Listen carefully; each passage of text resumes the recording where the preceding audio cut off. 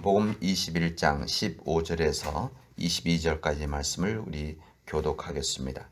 그들이 조반 먹은 후에 예수께서 시몬 베드로에게 이르시되 요한의 아들 시몬아 내가 이 사람들보다 나를 더 사랑하느냐 하시니 이르되 주님 그러하나이다. 내가 주님을 사랑하는 줄 주님께서 아시나이다. 이르시되 내 어린 양을 먹이라 하시고 또 두 번째 이르시되 요한의 아들 시몬아 네가 나를 사랑하느냐 하시니 이르되 주님 그러하나이다. 내가 주님을 사랑하는 줄 주님께서 아시나이다.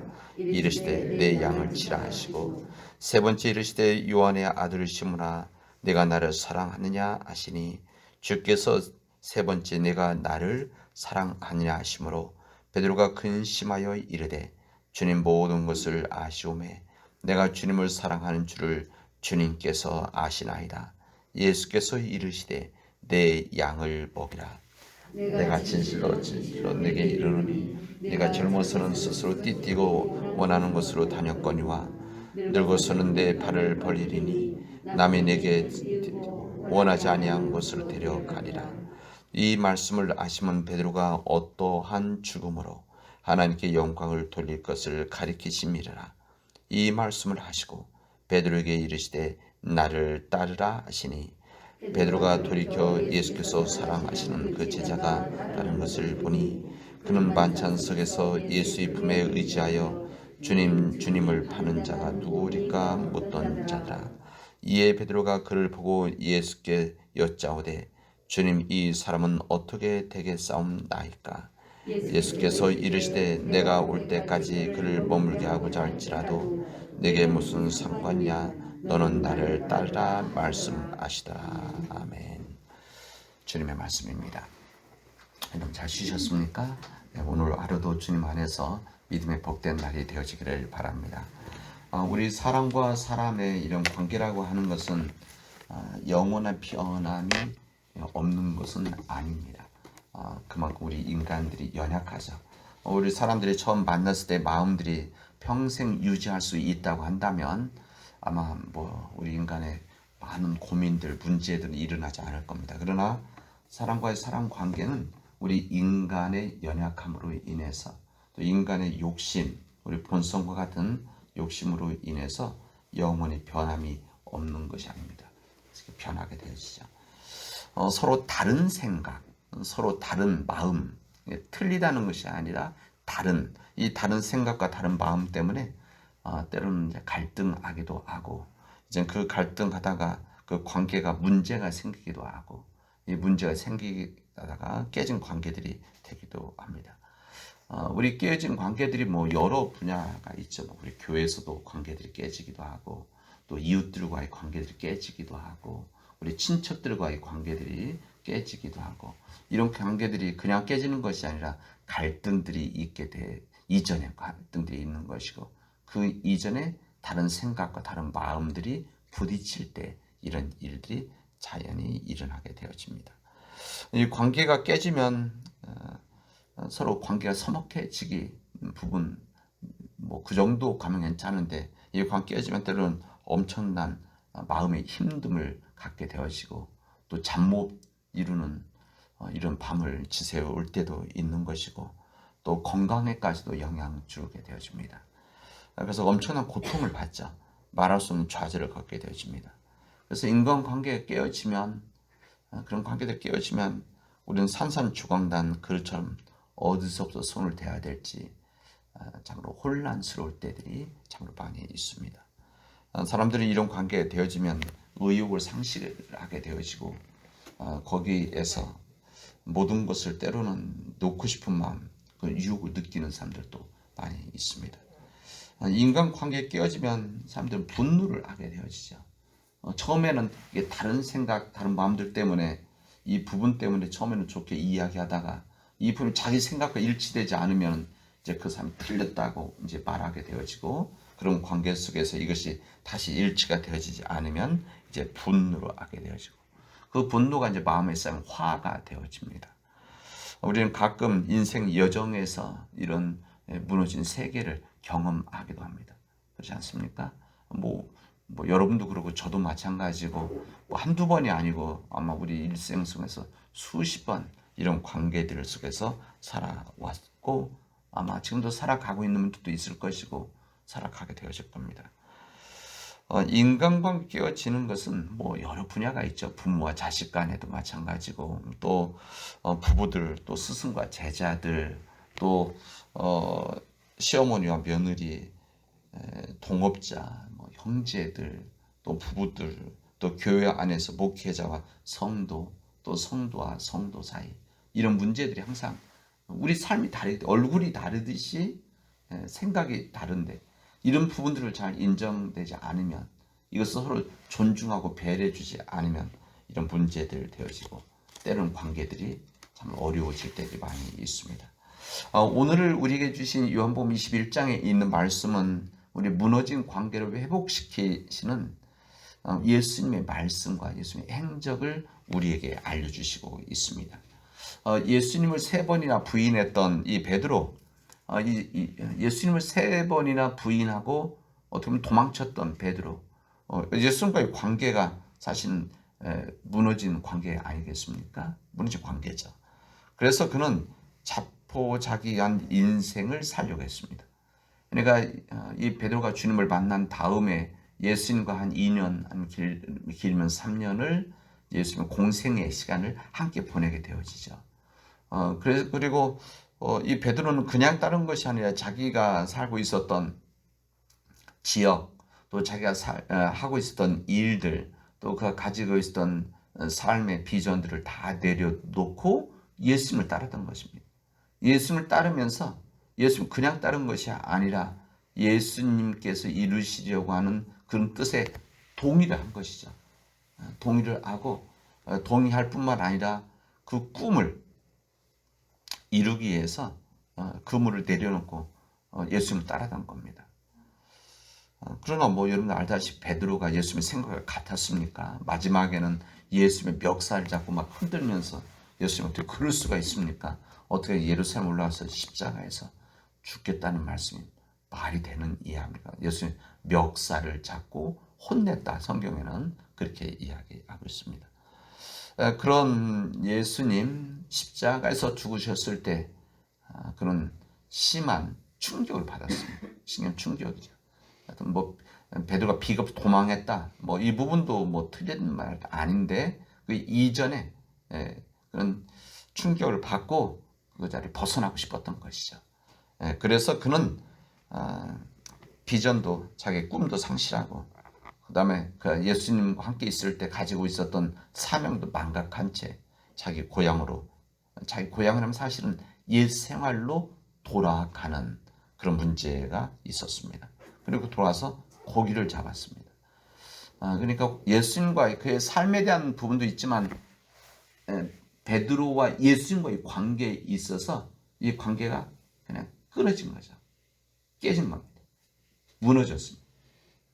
그런 거죠. 그때 예수님께서 그를 찾아오셨습니다. 그리고 깨어진 인간관계를 회복시키셨습니다. 이 사명, 믿음 이 부분도 있지만은 어쨌든 이 베드로 예수님과 인간 관계가 회복되어야 되지 않겠습니까? 여기에서 회복되어집니다. 그리고 이 사건 속에서 무너진 세계를 회복하는 것, 무너진 깨진 관계를 회복하는 것은 참으로 중요하다는 것을 우리에게 알려주시고 주님께서 우리의 지혜를 주십니다. 여러분 예수님께서 이 땅에 오신 것은 그리고 이 땅에 오셔 십자가를 지신 것은 깨어진 관계를 회복시키기 위함이라고 성경 우리에게 말씀해 주십니다. 인간과 하나님과의 관계가 깨어져서 죄로 인해서 깨어진 그 관계를 예수님으로 인해서 예수님의 십자가 피로 회복시키기 위해서 주님은 오셨다. 성경은 우리에게 알려주십니다. 다시 말하면 우리 무너진 인생을 다시 세우기 위함이었다. 위함이다. 위함일 것이다. 라고 하는 주님의 말씀입니다. 혹시 깨어진 인간관계로 여러분 조금이라도 마음의 고통을 받고 있다고 한다면 예수님께서 베드로 관계를 회복시키는 주님의 지혜와 이 법칙을 통해서 인간 관계를 회복시키는 법칙을 통해서 회복의 역사를 만들어갈 수 있기를 바랍니다.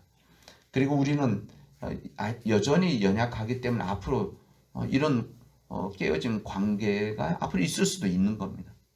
있을 수 있고 이것을 갈등을 할 수 있는 우리들의 모습들입니다. 그런 것이죠. 인간관계 깨졌을 때 가장 큰 유혹이라고 하는 것은 깨진 아픔을 부인하고 싶은 겁니다. 깨어진 관계를 부인하고 싶은 거죠. 즉 그런 일이 없었던 것처럼 덮어놓고 싶은 유혹입니다. 그래서 이제 심리학자들은 이런 부분들에 대해서 이제 어떤 충격을 받게 되어지면 인간의 충격을 받게 되지만 여러 가지 이유들이 있죠. 가장 쉬운 것은 이제 죽음입니다. 사랑하는 사람들, 가족들 죽음이 있을 때 이 자체를 처음에는 부인하고 denial 이렇게 이야기하죠. 심지어 이렇게 단계가 있는데 그 관계에서 부인하고 싶은 마음들이 있습니다. 그다음에 이 부인하고 싶은 것을 한다면 그다음에 화가 난다고 그러죠. 그래서 이때는 아무리 달래고 설명하고 설득해도 받아들이지 않습니다.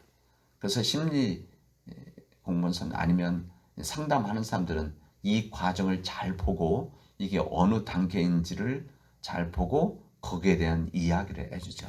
이 사람이 지금 부인하는 단계인지 아니면은 이 부인 자체가 끝나고 그 다음에 화가 나 있는 단계인지. 그래서 죽음 자체도 사람들이 화를 내는 겁니다. 아무리 죽을 수밖에 없다는 알면서도 마찬가지. 그리고 이것이 끝나고 나면 그 다음에 이제 감정적으로 받아들여지면 울게 되어지죠. 이런 과정들 속에서. 근데 이제 이 부분이 좀 길어지는 사람들이 있으면 문제가 되는 거 아니겠습니까? 당연히 이 과정을 가는데 이 부인하는 과정이 너무 길다든지 아니면 화가 나 있는 부분들이 너무 길어진다든지 아니면 감정적인 부분이 너무 길어서 계속 운다든지 이러면은 문제가 되죠. 그러나 이 과정은 어느 정도 누구든지 비슷하게 거쳐가야 됩니다. 이 깨어진 관계도 마찬가지입니다. 이 깨어진 관계도 아픔이 있는데 이것을 부인하려고 합니다. 부인하죠. 마치 그런 없었던 것을 덮어놓고 싶은 유혹이다. 문제 덮어놓고 싶은 덮어놓으면 해결될 것 같은 그런 마음들이 있어서 그렇습니다. 그러나 그렇지는 않습니다. 어떤 사람은 아픔을 직면하는 것이 싫어서 일에 몰두하기도 합니다. 그렇죠. 이 베드로가 예수님과의 관계 깨지고 나서 예수님을 떠난 다음에 했던 일이 무엇인가 하면 일에 몰두하는 일이었습니다. 그래서 그는 자기 고향으로 돌아가서 옛 생활 고기 잡는 일을 하게 되어집니다. 3절에 보면 시몬 베드로가 난 물고기를 잡으러 가노라 하니 그들도 우리와 함께 가겠다고 나가사 배에 올랐으나 그날 밤에 아무것도 잡지 못하였더라. 이게 제자들, 이게 베드로만 그랬느냐? 이 제자들 가운데 여기 같이 있었던 제자들도 똑같이 그렇게 했었다는 겁니다. 난 물고기 잡으러, 난 다시 갈릴리 호수에 옛날에 했던 물고기 잡으러 돌아가겠다. 그러니까 우리도 함께 가겠다. 이렇게 해서 함께 떠나게 되어지는 것이죠. 인간관계 깨어진 것은 사람들은 관계의 실패다 이렇게 생각들 하죠. 일정 부분 맞습니다. 관계 실패라고 할 수가 있습니다. 이때 관계의 실패를 딛고 일어나는 길은 실패를 인정하는 겁니다. 인정해야 되죠. 그렇습니다. 이 좋은 관계를 맺지 못하는 것 이거 중요한 것은 좋은 관계를 회복하는 일입니다. 이 회복한다는 것은 다시 그 사람이 같이 하나가 되는데 이가 아니더라도 이런 마음의 정리와 준비를 잘 해야 된다. 그런 이야기죠. 이 깨어진 관계를 회복하기 위해서 깨어진 아픔, 즉 실패의 아픔을 그대로 잘 받아들이고 직시하면서 그 실패를 통해 교훈을 배워야 되는 겁니다. 이게 바로 인간의 삶의 성숙함이라고 할 수가 있죠. 그리고 다시 일어나게 되어지는 겁니다. 실패 때문에 여러분 인생 포기해서는 안 되기 때문에 그렇습니다. 실패 때문에 우리 삶이 깨져서는 안 되기 때문에 그렇죠. 우리는 실패를 통해서 배우고 또 깨닫고 다시 일어나야 되는 우리 삶의 과정들이 우리에게는 있어야 되는 겁니다. 그렇기 때문에 우리 실패 속에는 성공의 씨앗이 담겨 있고 축복의 씨앗이 담겨져 있다라고 할 수가 있습니다. 실패한다는 거, 우리 특히 젊은이들에게 있어서 실패한다는 것에 대해서 예를 들면 공부라든지 아니면 자기의 취업이라든지 아니면 연애라든지 뭐 이런 것들의 실패 때문에 마음 아파하는, 그래서 여기에 대해서 일어나지 못하고 있는, 또 이것 때문에 고통스러워하는 우리 젊은이도 사실 많이 있습니다. 근데 여기 계신 분들 다 계시지만 젊은 날 그 과정들을 다 거쳐서 여기 있는 거 아닙니까? 아닌가요? 여러분들은 전혀 그런 문제 없었던 것 같은, 젊은 날 전혀 실패를 해보지 않으신 분들처럼. 그런데 그런 과정을 다 거치죠. 거쳐 지금 된 거 아닙니까? 저도 마찬가지 아니겠습니까? 어쨌든 우리 인생은 그런 실패를 통해서 이렇게 성숙해져 가죠. 제가 아까 정말 세 가지 여러 가지 했는데, 저도 대학 시험에 한번 떨어지고 고등학교 시험에 떨어지고 나서 다른 사람들 다 가는데 저만 떨어지고 나서 그때 어렸을 때 받았던 이 충격이 컸었습니다. 저에게는. 그래서 제가 시험 떨어지는 사람들의 마음들을 알아요. 그리고 저게 얼마나 고통스러운 건가. 다른 사람들 괜찮아, 뭐 다시 하면 되지, 뭐 다시 힘내면 되지라고 하는데 그게 받아들여집니까? 처음에. 그런 겁니다. 여러분, 실패라고 하는 것은, 그러나 그 실패를 통해서 우리가 다시 한번 일어서고 성공할 수 있는 씨앗이 그대로 잘 담겨져 있기 때문에 이것을 잘만 받아들여지면 오히려 더 큰 성공과 축복감이 우리에게 있게 되어집니다. 우리는 이런 과정들을 통해서 인간을 이해하게 되어지죠. 인간을 이해하고, 다른 인간이 아니라 나라고 하는 인간을 이런 때 이해를 하게 되어지고, 그리고 나 이해된 도가 깊어집니다. 여러분, 인생을 많이 산다고 해서 사람이 성숙해지는 것이냐? 여러분, 절대 아닙니다. 여러분 공감하시죠? 어떤 20대, 30대, 40대가 있어도 어떤 때는 30대, 40대, 40대가 더 성숙하지 못한 사람들이 있습니다. 이것은 20대 어떤 삶의 경험과 과정을 거쳤느냐, 여기 차이가 있는 것이죠. 제가 뭐 우리 교회 속에서 밖에 일하면서도 또 지나온 시간들 목회 교회 현장에서 보면 그 차이가 다 있습니다. 40대, 50대, 60대 있어도 어떤 이들은 40대가 돼도 삶의 경험과 이런 실패가 있고 인생 아픔이 있던 사람은 이게 익어진 사람, 성숙한 사람들이 있고, 어떤 일을 대할 때 이것을 어떻게 처리하느냐 그런 거 보면 바로 나타나는 거 아닙니까? 근데 50대, 60대가 되어 안 된 사람들이 아직도 성숙하지 못한 그런 모습이죠. 이것은 자신의 주어진 실패, 때로는 이런 깨어진 이런 부분들을 온전히 받아들이지 않게 되어지면 그렇게 되어집니다. 저는 오늘 본문에 있는 베드로가 이제 오늘 본문의 말씀, 예수님을 만난 다음에 3번이나 주님께서 이야기하시지 않습니까? 이야기하시고 나서 다시 사도의 길을 걸어가게 되어지고, 어떻게 보면 이 교회 역사의 시작의 지도자는 베드로입니다. 로마 교황청의 1대 교황인 베드로이지 않습니까? 그것은 로마 교황청 지금 한다는 게 무슨, 우리 교회 시작의 첫 번째 지도자가, 목회자가 베드로라는 이야기입니다. 이 베드로가, 저는 이렇게 그 후에 주님을 만나고 부활을 체험하고 성령의 역사에 있었을 때 이 베드로의 삶을 살아가는데, 베드로의 이런 실패, 예수님과 깨어진 관계, 아픔, 이런 것들이 다 묶여지고 녹아져서 아마 이 초대교회를 이끌 수 있지 않았겠는가, 그런 생각을 해봅니다. 여러분, 실패를 통해서 하나님을 알게 되어지고 하나님을 의지하게 되어지고, 하나님을 의지한다는 것은 우리의 연약함을 깨닫는다는 것이고, 연약함을 받아들인다는 것이고, 연약할 땐 주님께 맡기게 되어지는 이런 삶의 과정들이, 이런 관계가 깨졌을 때 이루어지는 또 하나의 축복이다라고 할 수가 있습니다. 실패를 통해 회개할 것은 회개하고, 또 실패를 통해서 우리들이 그 관계 속에서 더욱 겸손해지는 삶, 더 지혜로워지는 삶, 이 속에서 다시 일어날 수 있는 새로운 힘, 이런 것들이 이런 관계 속에 이루어진다는 것을 오늘 본문의 말씀 우리에게 알려주십니다. 우리 믿는 자들이 실패를 두려워하지 말아야 될 이유는, 우리가 믿는 하나님은 거듭 기회를 주신 하나님이시고 우리에게 끊임없이 다시 일어나기를 원하시는 하나님이시기 때문에 그렇다는 겁니다. 여러분, 예수님이 이 땅에 오신 것이 바로 그런 일을 알려주시기 위함 아닙니까? 이 무너진 인간을 회복시켜 다시 기회를 주시기 위해서 그 사건이 일어난 가장 놀라운 사건, 십자가의 사건이죠. 이 십자가의 사건이라고 하는 것은 회복의 장소이자 회복의 장소이고 화해의 장소이고 이 십자가라고는 실패를 딛고 일어나는 거룩한 우리의 사건 장소라고 할 수가 있습니다. 제가 다음 시간에 한 번 더 이 말씀을 드리고 싶은데 드리려고 하는데 여러분, 우리 깨어진 관계라고 하는 것은 절대 버려진 것이 아니라 하나님 또 하나의 은총이다. 이 말씀을 마음속에 간직하고 오늘 하루도 주님과 동행하는 믿음의 오늘 하루가 되어지를 주님의 이름으로 축원하겠습니다. 기도합시다.